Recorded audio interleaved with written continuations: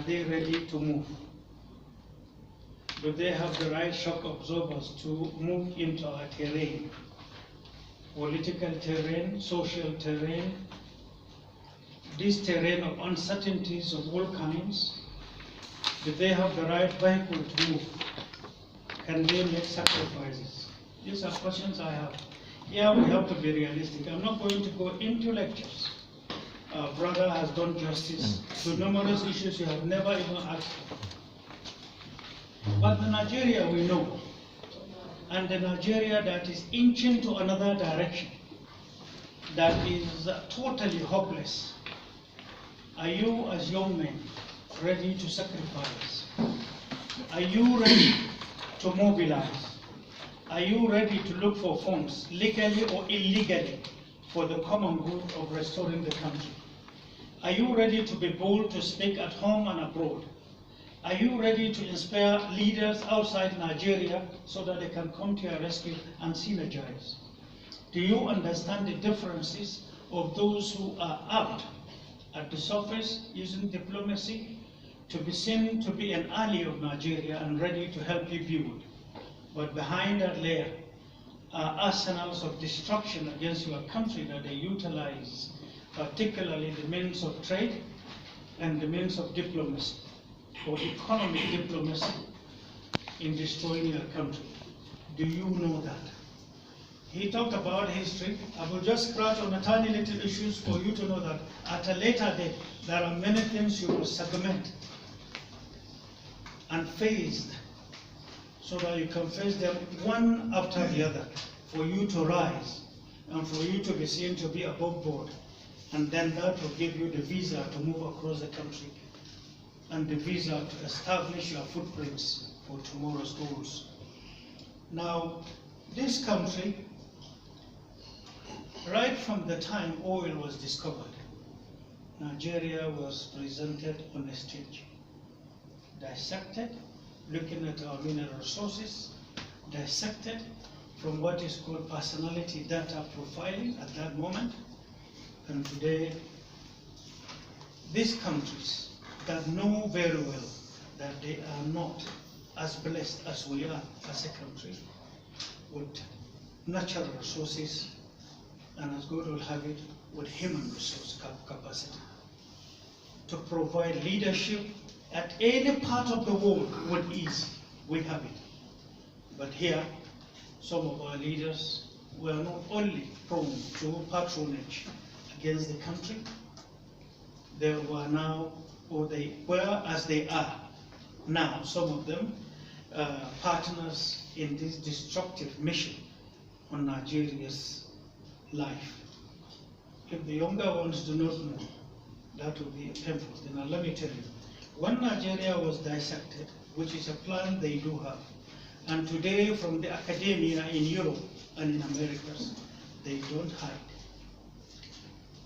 They come up to now look for better avenues of exploiting Africa, or third world in general. Nigeria's case is exceptional because of what God has given to us. Most of our leaders who have allowed themselves as for patronage in this destructive mission are doing so in oil sector mainly and in leadership.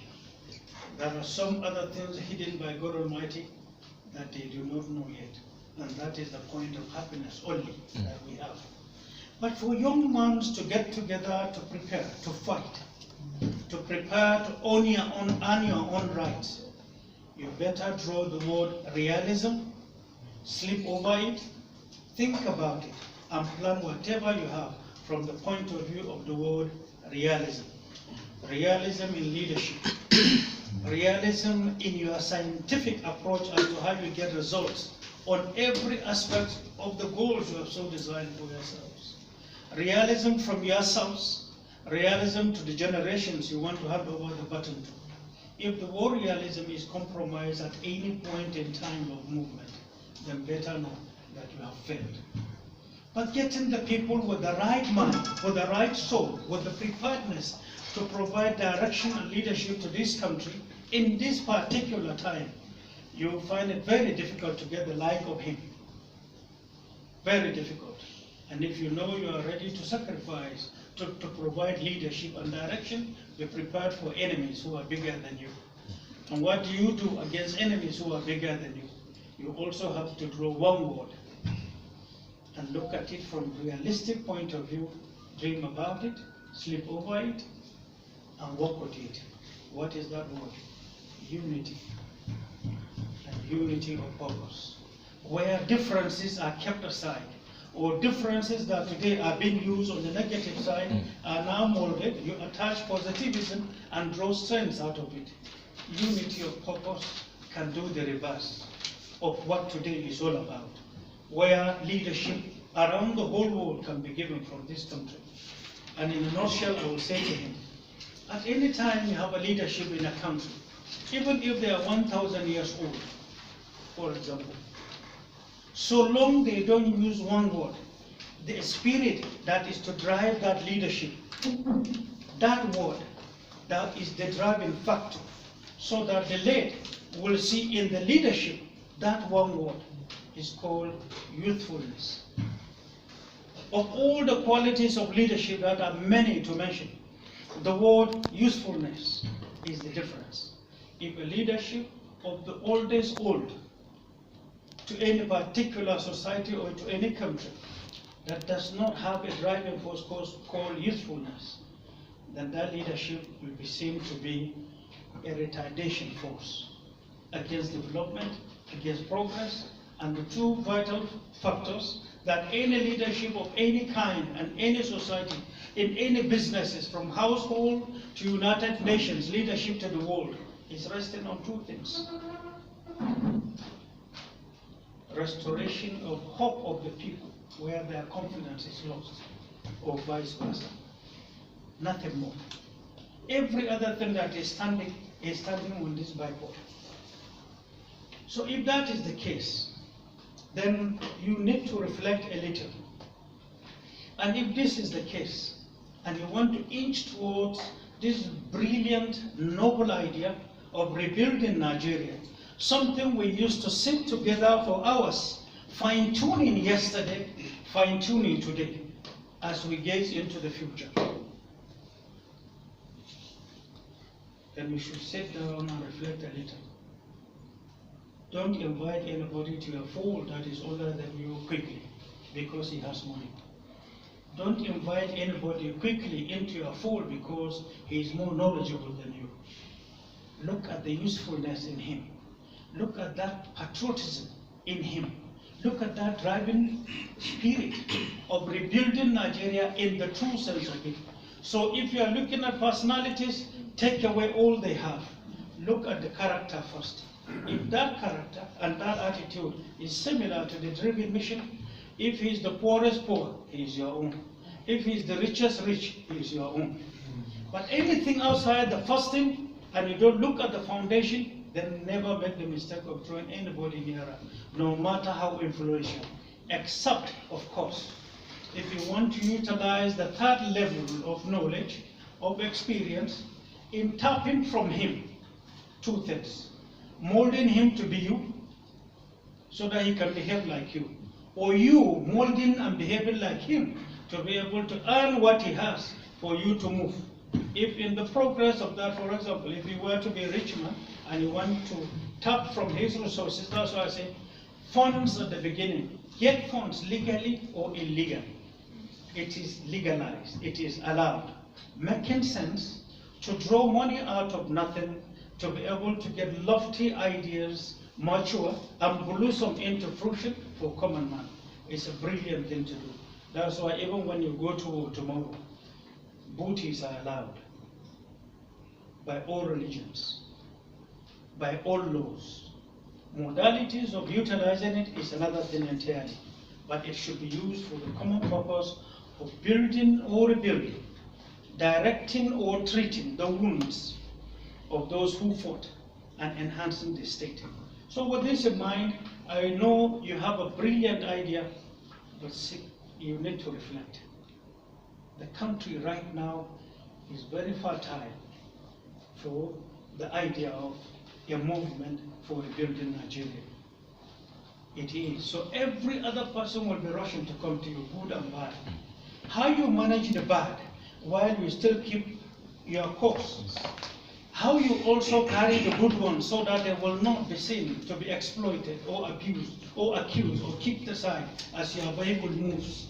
That's another art of leadership you must see within yourself, meaning you have to prepare.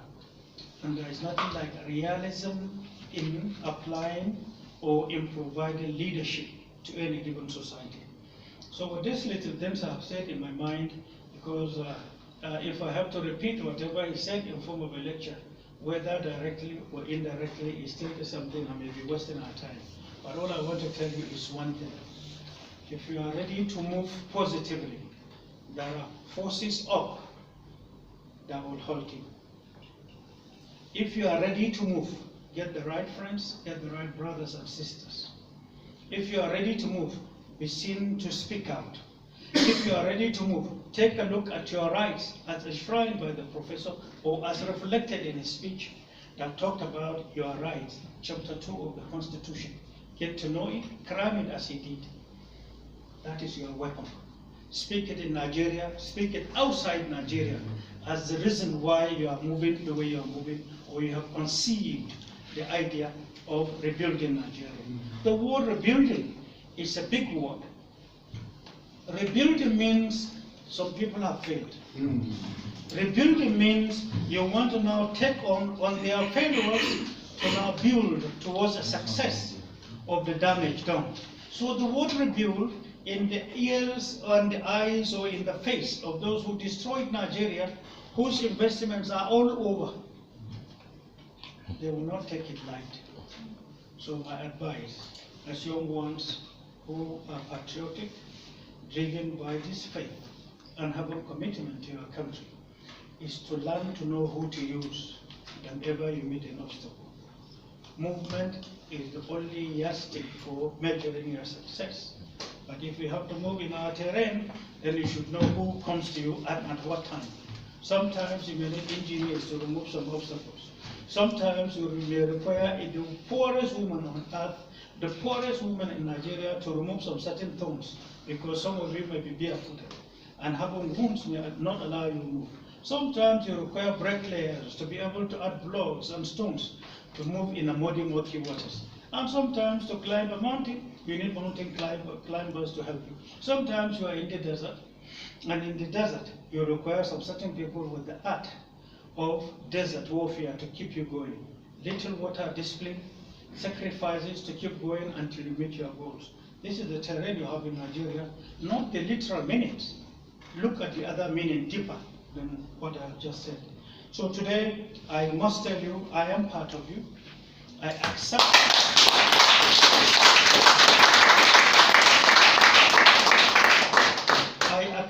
to be part of you, and I'm sure what the Prof said lastly was that I am part of you, but you will not hear it from me.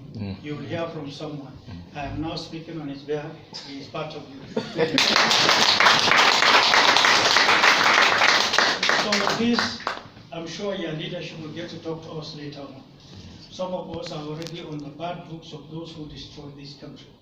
But time has come, we will face them squarely. We are already doing our own in another phase entirely. So when you get ready and get prepared, we will sit down to synergize. To me, I'll give you a tiny little example. The weapon of propaganda, and then the weapon of destruction of countries that are blessed. What these countries do is to identify stooges in Nigeria, they did. And these stooges were paid, promises were given, promises of protection of their loots back with them, and then giving them the image rather than life, using their apparatus and that of their country. They were given money to invest in your local media, so they give them image. They act evil, but they are presented as the Moses of all times. And the world will see them as such, and the poor man may not be there, particularly those who are not so blessed with education to investigate and to know what was wrong. That's why in our local history in Nigeria, at least from the early 70s, I once told Prof, things I have seen things I have digged into documents to know, things I have spent years and years to investigate and understanding. The true picture of what is already documented in our history. And you realize that our history is doctored, totally compromised, because those who did what they did yesterday, those who are always coming to sing holier than thou, the dirtiest of the dirtiest in the destruction of Nigeria, are seen to be the holiest and the best and the leaders. And these are the ones you salute every day as members of your elders group. So many pollution and so much of these games has been going on. So their friends at home, their friends in outside Nigeria have been working tirelessly against this country. And I think knowledge and synergy such as this one has come for us to now look inwards and put a halt to it. It is possible. So, when you begin to move, when you see stones being thrown at you, when you see abuses without any cause, then you are making progress. When you are being applauded properly at the wrong place, you come as an innocent baby, then suddenly you see the elders of the elders standing up and clapping for you. After you as a baby must have done something that must have disrupted some plates in the kitchen. Then here you are in the parlor with the elders and they stood up to clap for you. As a baby, leave that environment. Go and think. You are totally wrong and you are in the wrong place. Yes. But where you clean your house and you do all you are supposed to do as a young lad in the house, then you come to an environment where guests are seated with your parents. If you come to that place and you realize that the guests are busy frowning at you, and some of them having half smiles at you, and then calling names or wanting to get you out of that place, go and thank God Almighty you are doing that. So, let me say to all of you, and have a look at the program today. And for us to have been here today, I want you to do one thing. Sit back, think, and look for the fastest means of growing, meaning the fastest means of mobilizing yourself. If you begin and somebody hurts you, careless about them, you're just a threat in their eyes, nothing more. So have that energy. From that, the more you are accused, the more you should see yourselves as a threat to those who have been destroying Nigeria. And finally, when they discovered Nigeria with the resources we have had, oil then in the 60s, the first thing first was how to take the oil against its usefulness to a typical Nigerian. How they can turn this oil that they have into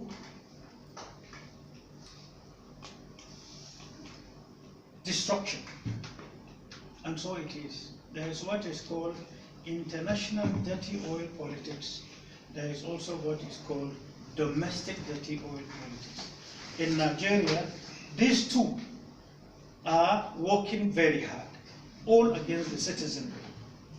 First of all, nobody, NNPC, the ministry, those who are issued with oil blocks, they are partners outside Nigeria that can give you an accurate figure of what is happening in the oil industry in Nigeria. Nobody. Types of bunkering, the ones in daytime, the ones at late hours, activities at late night, high ships in high seas, mother ships in high seas that Nigerians don't know, don't see. Everybody knows a fraction of the industry. And at the end of the day, we have been exploited. From then, when the oil was discovered to this moment, it is this same oil money that is used in buying our elders, or in buying our leaders. It is this same money that is being invested in propaganda, that is bringing the division between Muslims and Christians, mutual suspicion between a northerner and a southerner, mutual suspicion between the youth of the north and the youth of the south, and many of such vices. Or it is this same money that they are also using in affecting our curriculum. And I'm happy he talked about it. History, the relevance, importance, the strategic relevance of history in the life of a nation is bigger than anybody's imagination. And it is more dangerous to have the younger ones without knowing their backgrounds and without knowing what they stand for. That will imbibe naturally patriotism, the driven spirit of the love of their country, than compared to having the worst rattlesnakes thrown to a city. The youth must learn to think and reflect and ask questions. So let me tell you, there are more to learn as you move. Or there are more to learn, let me put it correctly, as we move henceforth. I wish you good luck, and I pray.